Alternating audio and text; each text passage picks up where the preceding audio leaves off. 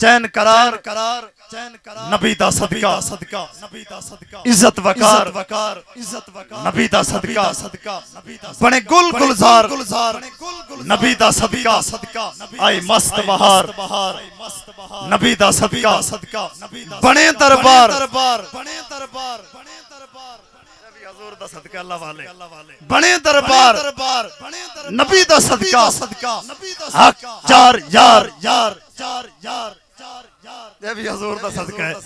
बने दरबार इत्थे सुभान अल्लाह पढ़दा तुसी पढ़ो या ना पढ़ो अच्छा हो सुभान अल्लाह पढ़ो 4000 दा बेली बोले सुभान अल्लाह बने दरबार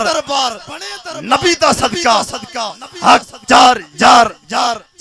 नबी दा सदका या सुपुल सुपार नबी दा सदका हशर दिहाड़े हम गुनाहगारों का होगा बेड़ा पार नबी दा सदका पूछेंगे सभी हशर में कि सरकार कहाँ है ये होना है हशर दिहाड़े पूछेंगे सभी हशर में कि सरकार कहाँ है और सरकार भी पूछेंगे कि गुनाहगार कहाँ है और कौसर भी पुकारेगा कि जरा ढूंढ के लाओ